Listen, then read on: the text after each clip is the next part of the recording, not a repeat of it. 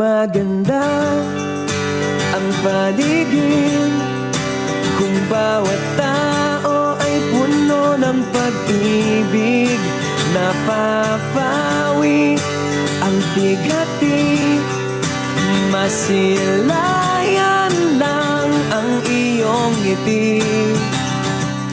Okay, gandang isipin ang isang mundong puno ng pag-ibig.